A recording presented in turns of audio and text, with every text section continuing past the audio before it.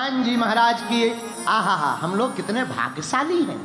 क्या भाग्य है, हम लोगों को श्री हनुमान जी की कृपा प्राप्त है। इससे बड़ा क्या सौभाग्य हो सकता है। उन हनुमान जी का चरित्र प्राप्त है जो सत्य चिरंजीवियों में एक है। अस्तुत्थामा बलिर्व्यासो हनुमानश्च विभीषणः कृपा परशुरामश्च सप्तैते चिरजीविनः। जो सत्य चिरंजीवियों में एक हैं, जिनका चरित्र याद रखना, जिनका चरित्र निर्मल नहीं हो, अपने चरित्र को ठीक करने के लिए हनुमान जी का चरित्र सुनना बहुत आवश्यक है। हम लोग जीवन जिए जा रहे, जो मिल रहा किए जा रहे, पर सच तो यह है हम हनुमान जी को तो मानते हैं, माता पिता को तो मानते हैं, पर माता पिता की नहीं मानते। हनुमान जी को मानते पर हनुमान जी की नहीं मानते, ये हम लोगों का दुर्भाग्य है। इसलिए मेरी आत्माओं, मेरे प्रियजनों, आज के सत्र में आप अपने घर जाओ तो संकल्प लेकर के जाओ कि हम जिनको माने उनकी भी माने, उनके चरित्र पर चल करके। बुरा मत मानिएगा, हमारा हृदय कह रहा है, आप सब जितने भी आज छत्र छाया में यहाँ विराजमान हैं, आध्यात्मिक सत्र में ऊपर बैठे बैठे आपके पूर्वज भी अपने आप को धन्य मान रहे होंगे। क्यों? हमारे वंश में एक ऐसा पूत सपूत जाया, एक ऐसी बेटी बिटिया जाया जो भगवान की चर्चा को सुन रहा। एक घड़ी आदियों में पूरिया तुलसी चर्चा राम की हरि कोटि अपराध। ये भगवान की महती कृपा। तो हनुमान जी से क्या सीखना है? भागना नहीं। ये हनुमान जी ने कहा सूत्र दिया। जब लंका जा रहे थे, सब बानर भालू बैठे हुए थे, अंगद बैठे, वहीं पर जामवंत, नल, नील, दधिमुख, केहरी, सबसे जामवंत जी ने पूछा लंका कौन जाएगा? अंगद कहाँ वो जाओ मैं पारा,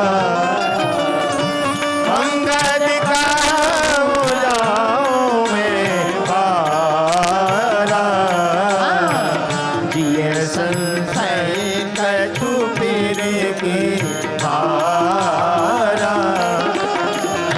जिये संशय कछु पीर की धारा। अंगद जी आप लंका जाओगे? अंगद जी बोले जाने में तो ठीक है, वापस आने में इंजन फेल हो सकता है। तो कौन जाएगा? दधिमुख? नहीं, हम। जामवंत जी से किसी ने कहा तुम ही बूढ़े हो, वृद्ध हो, तुम ही क्यों नहीं चले जाते? बार बार हम लोगों को कह रहे तुम चले जाओ। जामवंत जी बोले जब हम जवान थे तब तो जा सकते थे, अब हमारी बैटरी लो हो गई है, हमारा जाना मुश्किल है। कौन जाएगा? सब लोग भागने को तैयार, कोई नहीं जाएगा, चलो मर जाओ। मरने में ही फायदा है, क्योंकि हम लोग वचन लेकर आए थे कि प्रभु को संदेशा देंगे। अब क्या उपाय किया जाए? जब कोई नहीं जा रहा तब हनुमान जी भागे नहीं, जागे। क्या किए हनुमान जी? बोलिए, अरे जोर से तो बोलिए। जागे। परिणाम, प्रभु लंका गए, लंका की खबर रघुनाथ जी को सुनाई। जो जाग जाता है वो असंभव भी संभव करके आता है। विचार करना, कभी आप पढ़ना और समझना, कितने झंझट नहीं आए लंका की यात्रा में हनुमान जी। कितने? पहले में ही सुरसा नाम अहिन की माता, पहले में ही एक माता जी मिली, हम तुमको खा जाएंगे।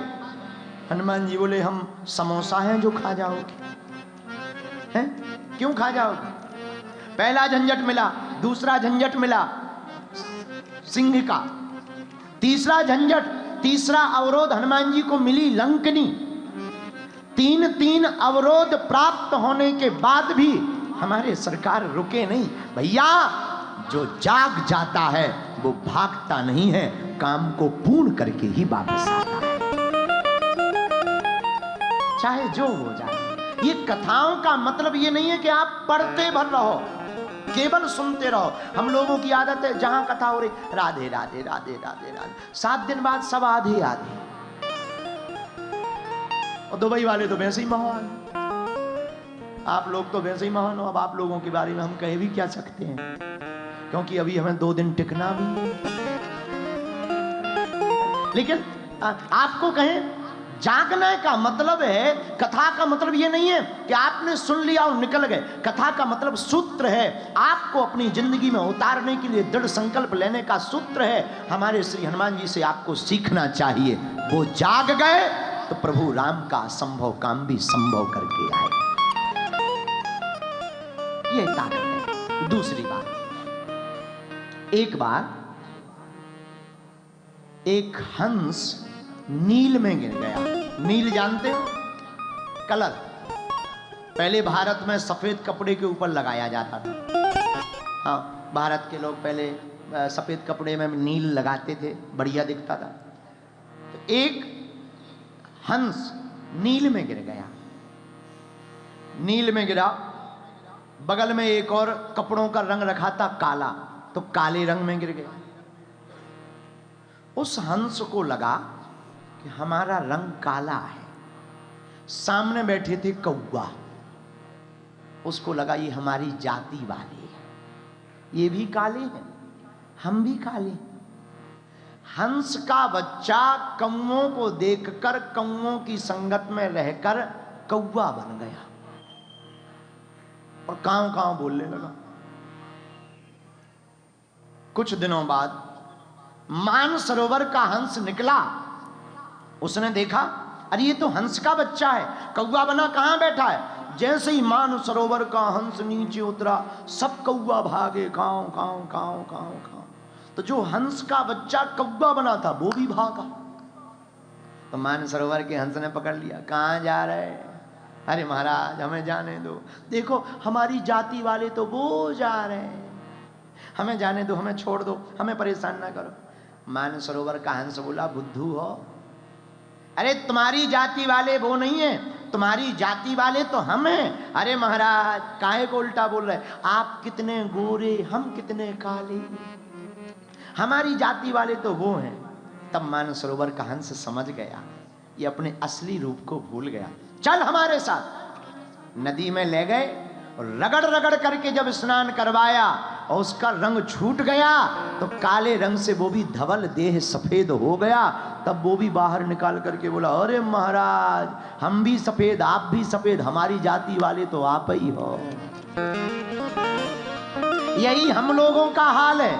हम लोग जब इस पृथ्वी पर आए थे तो एकदम पवित्र होकर, शाश्वत होकर आए थे, पर माया का काला कलर हम लोगों के शरीर के ऊपर लग गया।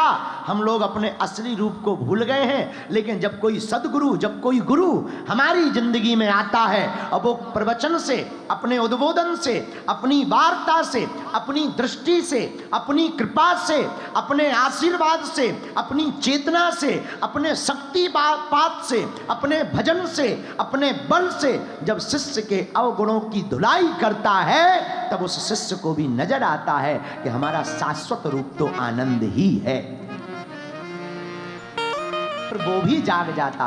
और वो कौन गुरु हो सकते?